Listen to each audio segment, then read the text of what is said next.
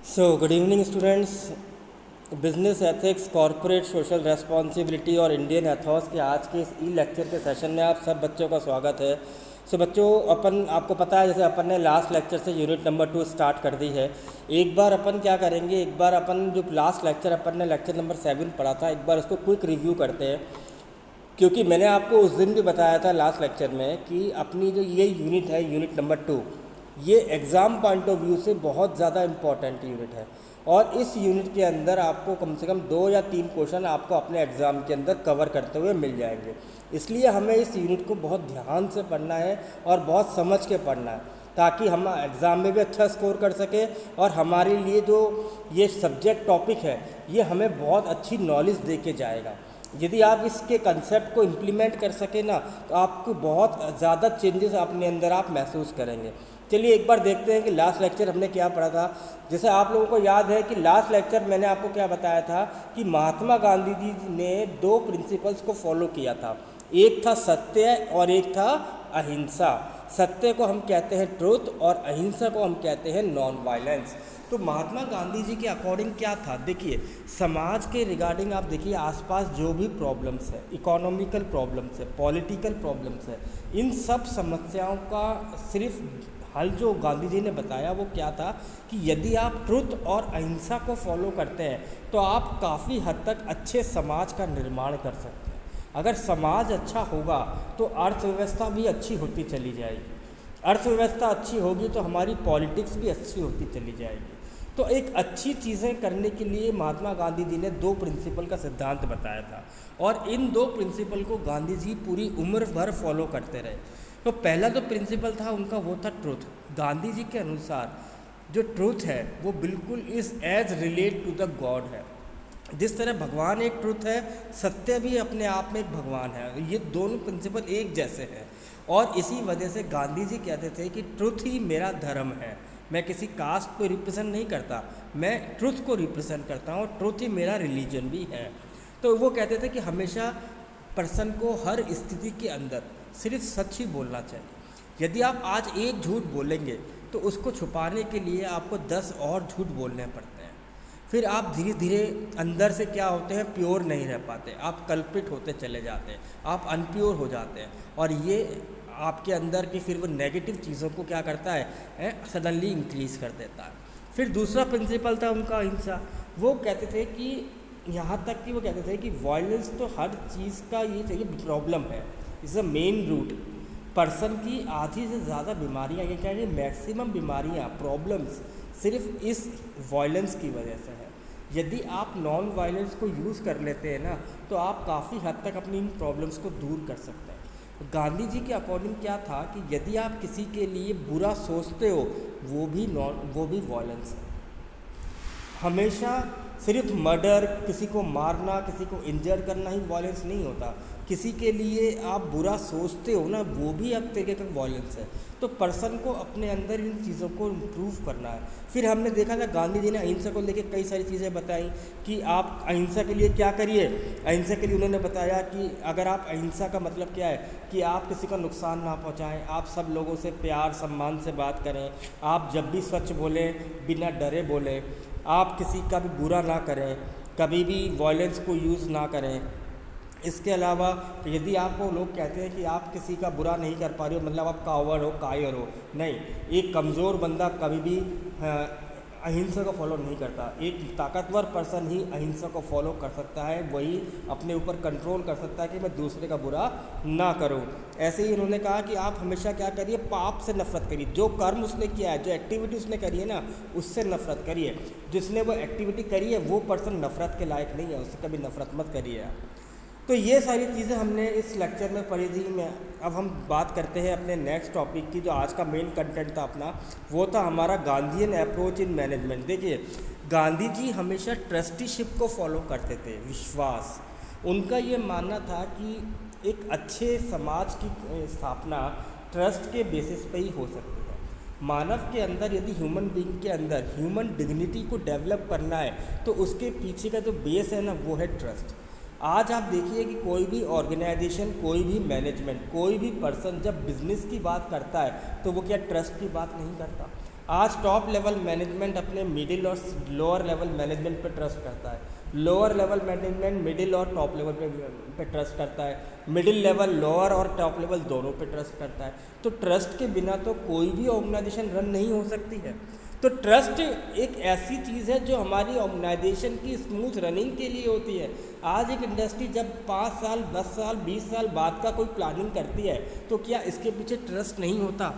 क्या वो ये नहीं मानती कि हमें ट्रस्ट है कि हमारे एम्प्लॉयज़ इतने कैपेबल हैं कि वो ये गोल्स अचीव कर सकते हैं, इस मिशन को अचीव कर सकते हैं, इस विज़न को अचीव कर सकते हैं।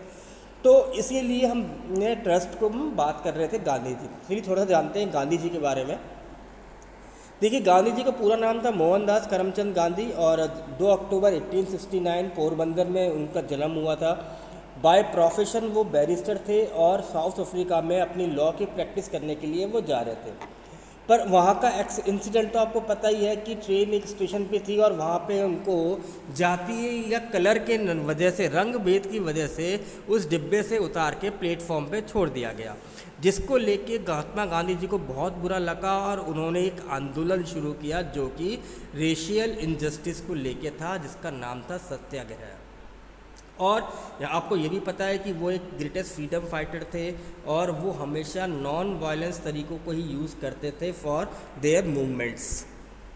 1919 से पहले वो साउथ अफ्रीका में ये जो फेशियल इनजस्टिस था उसके लिए उन्होंने मूवमेंट किया और आफ्टर 1919 उन्होंने भारत की आज़ादी के जो मूवमेंट चल रहे थे उनको उन्होंने ज्वाइन कर लिया। लेटर ऑन आप सभी को पता है भारत आज़ाद हुआ, उनके जो प्रयास थे, उनकी जो प्रैक्टिसेस थी, जो एफ़र्ट्स उन्होंने किए उसमें उनको कामयाबी मिली। बाद में उनको बापूजी, फादर ऑफ द नेशन या राष्ट्रपिता, इसकी उपाधि भी दी गई। और लेटर अभी बिफोर में आपने देखा होगा कुछ समय पहले ही हमने महात्मा गांधी जी की 150वीं एनिवर्सरी भी सेलिब्रेट करी थी।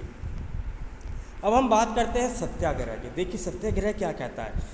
अकॉर्डिंग टू गांधी जी क्या था, सत्याग्रह एक ऐसा वेपन है जो कि आपके हर मूवमेंट को या हर एफर्ट को 100% सक्सीड दिलाएगा।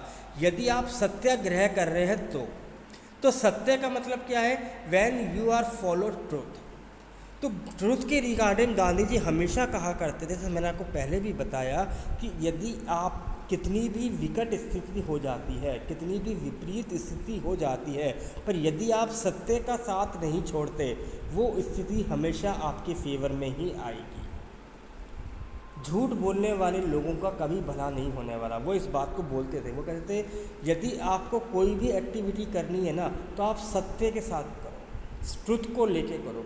यदि आप एक बार झूठ बोलोगे ना तो आपको 100 बार झूठ बोलने पड़ जाएंगे। इसलिए आप झूठ का सहारा कभी मत लीजिए। इसलिए उन्होंने सत्याग्रह के मूवमेंट चलाए थे।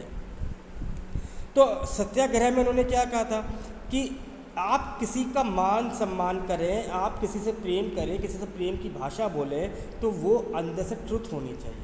आप अपने चेहरे पे दूसरा चेहरा लगा के उसके सामने बटरिंग करते हुए मत करिए, आप ट्रुथ के साथ बोलिए। यदि कोई पर्सन गलत है, वो गलत एक्टिविटी करता है, इनजस्टिस करता है, तो उसको बताइए कि आप गलत कर रहे हैं।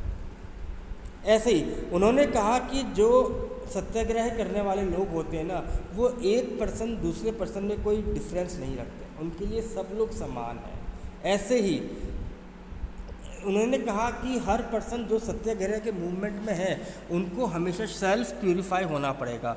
सेल्फ प्यूरिफाई से मतलब है कि सबसे पहले आपको अपने इंटरनल फीलिंग्स के अंदर इस चीज़ को इंश्योर करना पड़ेगा कि how much truth is necessary. सिवाय ट्रुथ के कुछ भी नहीं हो सकता, क्योंकि ट्रुथ क्या है, ट्रुथ तो भगवान है और भगवान क्या है, वो ट्रुथ है। इसलिए उन्होंने कहा कि यदि आप जब तक अपने आप को ये मान के नहीं चलते कि जो मैं कर रहा हूँ वो मैं सत्य के हिसाब से कर रहा हूँ और जो सही है मैं वही कर रहा हूँ, तब तक आप कोई भी मूवमेंट को आगे नहीं बढ़ा सकते। इसलिए ज़रूरी क्या है, ज़रूरी है आपका सेल्फ प्यूरिफाई होना। और गांधी जी के अकॉर्डिंग क्या है कि आप देखेंगे कि बहुत सारे ऐसे लोग होते हैं जो आपसे जलते हैं, नफ़रत करते हैं, नेगेटिव फोर्सेस होते हैं। यदि आप उन लोगों के अंदर पॉजिटिविटी करना चाहते हैं, आप उनके लिए उनके मन को चेंज करना चाहते हैं ना, तो सत्याग्रह ही इज़ द ओनली ऑप्शन। और इसके साथ यदि अहिंसा आ जाए तो सामने वाले पर्सन का मन चेंज होगा ही होगा। आपने कई बार देखा होगा महात्मा गांधी जी के, आप लोगों ने मैं काफ़ी कुछ पढ़ा भी होगा बचपन से लेके अब तक, मूवीज़ भी आपने देखी होंगी।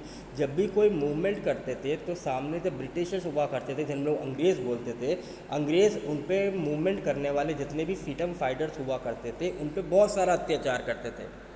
पर किसी भी मूवमेंट के अंदर महात्मा गांधी जी ने अंग्रेज़ों को पलट के वार नहीं किया। उन्होंने कभी भी किसी गलत बात का सपोर्ट नहीं किया। वो हमेशा नॉन अहिंसा नॉन वायलेंस को फॉलो करते हुए हमेशा ट्रुथ के साथ चलते थे। इसी वजह से वो कहते थे कि यदि आपके अंदर ट्रुथ है, आपके अंदर अहिंसा है, आप सही हो, तो सामने वाला पर्सन भी धीरे धीरे चेंज होगा। देन हम बात करते हैं नॉन कॉपरेशन यानी असहयोग। महात्मा गांधी जी के अनुसार किसी भी चीज़ का असहयोग उसके लिए उतना ही बुरा है जितना आप किसी के लिए अच्छा करने की सोच रहे हो। यदि कोई पर्सन गलत कर रहा है तो आपको उसको भी क्या देना है, नॉन कॉपरेशन, असहयोग। यदि कोई बंदा सही के लिए जल रहा है तो आपको देना है कॉपरेशन। तो असहयोग हमेशा बुराई के लिए दीजिए। जो पर्सन गलत करता हो ना उसको आप असहयोग दीजिए।